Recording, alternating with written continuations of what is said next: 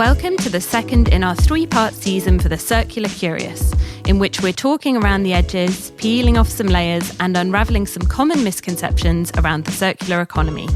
I'm Emma Elabade, and in this episode we'll be decoding what we really mean by durability.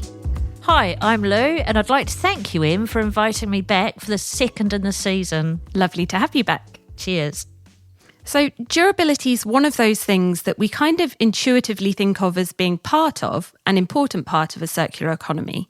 But I'm not sure that we've ever really articulated why. Yeah, that's so true. It's not something that tends to get much of its own airtime. And I think that's just because most of our conversations talk about circular systems in a much more integrated way, rather than separating out the individual strands. I do think that's really important, though. Otherwise, it's kind of easy to fall into quite a siloed and actually linear way of thinking about solutions, one by one. Yeah, that's very true. Nevertheless, on this occasion, we're shining a singular spotlight on durability. And in doing so, we'll try to pull apart exactly what it means at a material, product, system, and actually behavioural level. And hopefully, we'll come away with a better understanding of how durability fits into the big circular economy picture. Let's do it, Em. So I suppose our starting point should be, what does durability even mean? Clearly, something that's durable is something that will last as long as possible. That might be a pair of trainers, a piece of office furniture, or a personal tech product.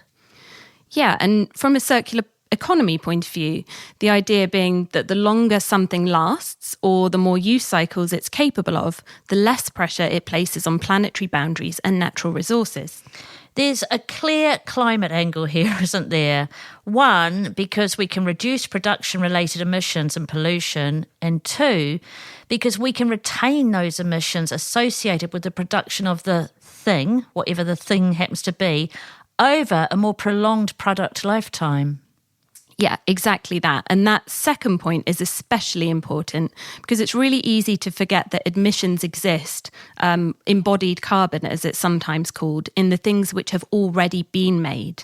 So we need to make the most of that energy rather than waste it.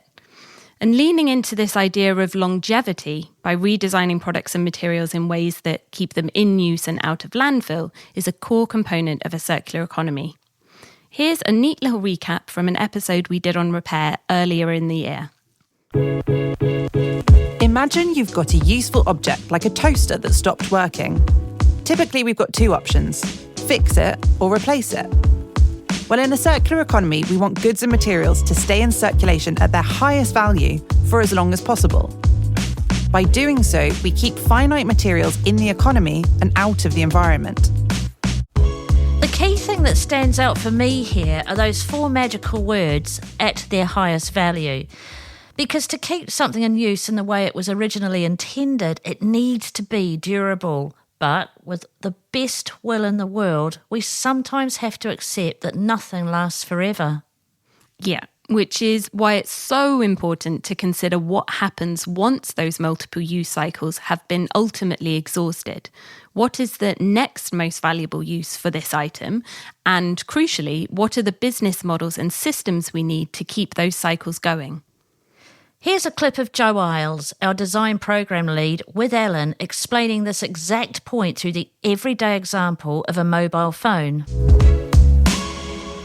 I think a breakthrough moment for me on the recycling topic was around when someone described, take the phone example, how you might hear from some businesses, whether it's phones or other products, that they want to collect it to effectively chop it up and reuse its materials again, which is for some people is a place to start on circular economy. It gets their foot in the door maybe, but you're losing all the value that you added to those materials in the first place by putting them together, the energy from people or machines that went into assembling something like a phone, the effort that went into effectively like marketing it and shipping it, getting out into someone's hands. So you're really stripping that away if you return something to the raw materials that it's made of.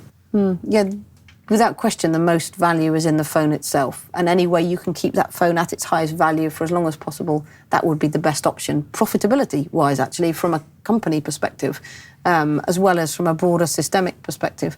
But I think also the components have value. So it's not just a phone as a phone, but it's the components within the phone that have value. More value than the materials that sit within those components. So you almost go through these loops of, the most value is the phone as a phone, then the next loop of value would be the components. And you, of course, you can't make a phone that's going to be, technically at the top of its game for 10 years, probably not even 5 years, and often not even 3 years. But you can design it so that when it stops being serviceable as a phone, you can then recover those materials. So the most value lies in the phone and the remanufacture, resale, decomponentization, but ultimately you definitely want to be able to recover those materials and recycle them. I actually really love that we just couldn't edit the seagulls out of that clip. And it's all the richer for it. That idea of nested value, so making sure that each element, once it's exhausted its first, second, and maybe even third and subsequent lives, can keep flowing through the economy is really powerful, I think. And it all starts with durability. Do you mind if I clarify something a little confusing? I mean, Lou, that's literally what this podcast episode is for, so yeah, shoot.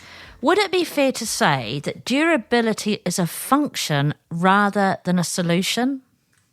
Yes, that is fair to say, and I'm really glad that you raised that point because it's something that's come up for me before too, and I expect for others. We tend to think of durability in the same vein as we might a circular business model, but really it's more like an underpinning design principle. A starting point then? Yeah, I think that's a nice way to think about it. Because durability is just one of many considerations to think about when designing for circularity. Longevity might sit at the heart of a circular economy, but lasting longer isn't everything. In actual fact, there are plenty of cases in which designing a product to be durable without thinking about other important factors, things like safe chemicals or whether products are made from renewable inputs, could actually end up having adverse effects on nature or health. Yeah, you see this with cookware sometimes, like coatings added to non-stick saucepans. Yeah, I've heard that story a lot. Or kind of additives to make something, could be a raincoat, could be a water bottle, withstand certain conditions or use frequencies.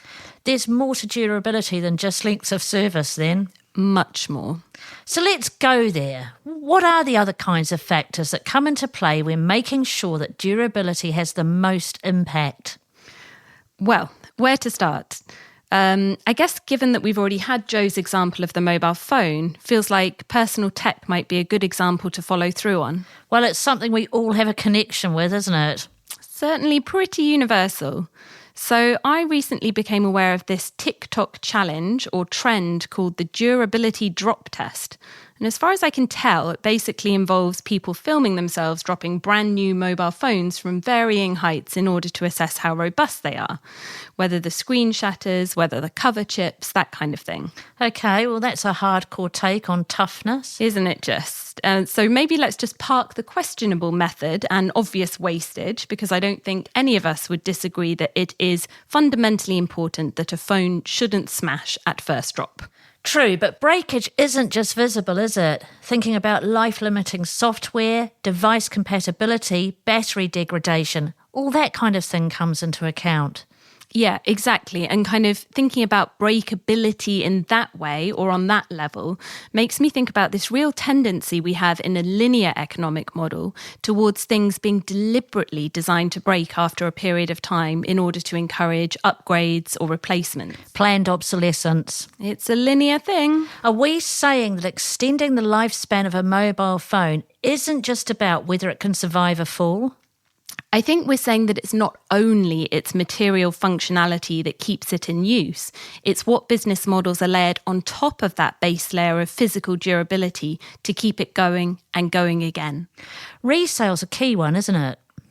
Yeah, and a really great example of how circular business models are taking flight in the consumer electronics space is Backmarket, France's most valuable startup. Addressing one of the fastest growing solid waste streams in the world, Backmarket provides a platform for the sale of refurbished devices, from smartphones and audio equipment to laptops and games consoles. Here's CEO and co-founder Thibaut Hugues-Delarue in his own words. The Back Market is a marketplace dedicated to the sales of refurbished products. It's been created 8 years ago. It's operating in 17 countries, so in Europe, in the US, and also in Asia now for the past 2 years. The idea behind Back Market is to scale the circular economy around tech product, give an alternative to people when they want to consume a tech product, to actually not buy a new product and buy a refurbished or used product. On average, Back Market reports that its refurbished smartphone uses 91.3% fewer raw materials, 86.4% less water, and generates 91.6% fewer carbon emissions than a brand new option. Well, that's a pretty compelling environmental case for resale. Yeah, and they hit a valuation of $5.7 billion back in 2022. So I'd say the economics are going pretty well for them too. Wow, 5 unicorns. So we've talked a little bit about this idea of durability as a launchpad for circular business models. Yeah, and remembering too, something I don't think we mentioned earlier, that analysis shows there is a $700 billion opportunity in circular business models. Huge. So beyond resale, what are some other ways durability is helping to create value? Well, durability also intersects with repair models in a big way. But there are complexities. Well, we love complexity here at the Foundation. How so? Well, repairing things, whether it's a coffee machine, could be a piece of clothing, an office chair, or a child's toy, helps them last longer. But if durability hasn't been designed in right at the beginning, then businesses pursuing repair models could find themselves locked into endless and costly loops of fixing, which obviously has a financial impact in labour, reverse logistics, etc. That would then have a knock-on impact on things like customer satisfaction, I guess. Yeah, exactly. So I think what we're saying is repair without durability skews the effort to impact ratio of circular business models. And more than that, the long-term success of these models almost relies on products and materials being designed to be durable from the outset. So what we're starting to say here is that durability isn't something that sits in a silo. I mean, I think at this point we can say nothing in a circular economy sits in a silo. And if memory serves me correctly, some of our work in the fashion space is a great demonstration of this. Yeah, it really is. And when the fashion team first started to look at what it would mean to transform the fashion industry from linear to circular, they focused at first on jeans. Iconic jeans. Exactly. It's a bit like the phone example, isn't it? We've all got them. But how do you even measure the durability of jeans? Like, it's not like you can drop them off a tall building. No, quite. The requirements of measuring durability are pretty different to a mobile device. So there's various elements, including the number of home laundries they can withstand. Some of the learnings that came out of that first product-level project, the jeans redesign, which has actually since evolved into our current demonstrator, the fashion remodel, is that it isn't always as easy to deliver on physical durability alongside everything else. So, for example, in achieving that overall vision of a circular economy for fashion in which garments are designed to be used more, made to be made again, and made from safe and recycled or renewable inputs, there are trade-offs along the way. It's like what we were saying earlier with the example of non-stick frying pans. Exactly. But for jeans. I guess the long-term vision is to get to a place where there are no trade-offs, but it's hard when there is no single or simple solution. Yeah, it's back to that complexity, isn't it? And also remembering that we're still very much in the messy middle of this circular economy transition. You know, all of this stuff is being worked through by brands and businesses in real time. Yeah, but surely this is where innovation comes in. Yeah, and I think things like biomaterials, which have the potential to be physically robust and help to regenerate natural systems, are really, really exciting and potentially could help us bridge this durability business model gap. So some of those solution pathways do absolutely exist, but we need more investment to keep fueling that innovation. Which is a very exciting space to watch. I'd like to stay with jeans, if I may. Well, we already know they're a good demonstrator product. They're an Also, an excellent example of another strand of durability that gets less attention when we talk about longevity. Because durability isn't just physical, it's emotional too. So physical durability can be measured in technical terms. So in the case of jeans, that's things like tear and tensile strength, dimensional stability, abrasion resistance. How would you go about quantifying emotional durability then? This is a really, really fascinating topic because emotional durability isn't just about withstanding multiple wears or multiple washes. It's about the item's ability to retain its aesthetic and emotional desirability to a user or multiple users over time. That's so true. Jeans can really tell a story, can't they? If jeans could talk. And I actually really love this idea that jeans, or any item of clothing, don't just hold the embodied emissions that we talked about earlier, so the emissions associated with the materials, components, and energy used to bring them to market, but also the memories that we make while wearing them. Super interesting stuff, although it does make me wonder, how does this idea of emotional durability apply to something a little more inanimate, like a piece of personal tech, for example? Yeah, well, that's exactly the thing. I think it's always going to be harder to embed any kind of emotional attachment for, hardware or household items. When you think about a personal device, for example, the value seems to be much more about the functionality of that device and what it holds than its physicality per se, laptop stickers notwithstanding. That said, I think there are definitely other ways that brands can build in experiences of desirability and stickability through marketing and loyalty programs, that kind of thing. So going back to Backmarket, they know that taking the time to really understand the social, emotional and cultural motivations of their customers can lead to a more meaningful relationship over the long term. It's a necessary work to not only translate and localize, but to really grasp the full cultural aspects, sometimes difference that exist in every single market, while keeping a strong focus on what our core message is. So it's difficult. It's a job. We need talents for that. But when we push that little extra effort and really focus on understanding the local consumer, what they're standing for, what's their relationship to tech in the first place, what their relationship is to the refurbished industry category, if there is one, and understanding, the cultural traits, the moments that matter. Once we do that extra push, then we have messaging campaign that connects much better, and we see results in terms of business.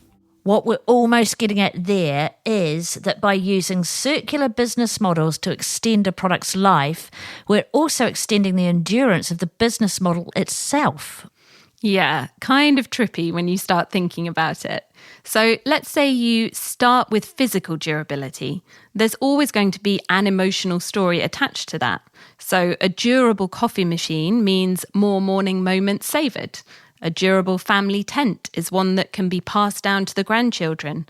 A durable set of headphones means more music. And so on and so on. But beyond that first durable step, it's the circular business models itself, repair, resale, remanufacturing, that keep them in life. So the relationship between durability and circular business models is coming out as key, isn't it? Really key. This came out again in another conversation that Colin had a while ago with repair platform Sojo's co-founder Josephine Phillips. So Josephine talked about how if brands were to design products to last longer in the first place, it would help to incentivize both durability and repair for businesses. Nobody has ever sort of centralized that knowledge when it comes to data. And I think what's really important is us being able to say to a brand, this is how many times this strap snagged on this top. This is how many people requested it to be repaired. That obviously needs to be manufactured for more durability. And they will be incentivized to manufacture for durability more if they are actually paying for those repairs. So we would really want brands to offer free repairs to their customers because we think that's what makes it really accessible. That's what sort of will create more customer adoption. And in doing so, what that allows houses, they want to reduce the amount of repairs they're paying for as much as possible, obviously, because it's a capitalist society and sort of it affects their bottom line. And so what's really exciting is us being able to say, do not create those jeans where they can then rip along the thigh really easily on that seam, or patch the seam, or do it in this way that actually does manufacture for durability, so you won't lose money on the repairs. And I think that's really exciting because that's bringing circularity to the fashion industry from both the end of life and also the beginning part as well. So durability can help keep the brand cost of repair low while also helping to address customer trust around garment quality. Yeah. And I also especially loved what she said about the integration of the two approaches. So by optimizing circularity at the start of the design process, businesses can make the second and subsequent lives more valuable to the customer and, crucially, more valuable for the brand. Win-win all round. And this was something that was also mentioned in another episode with Europe's largest circular fashion hub, Advanced Clothing Solutions, or ACS. And the fundamental DNA of the business is garment longevity.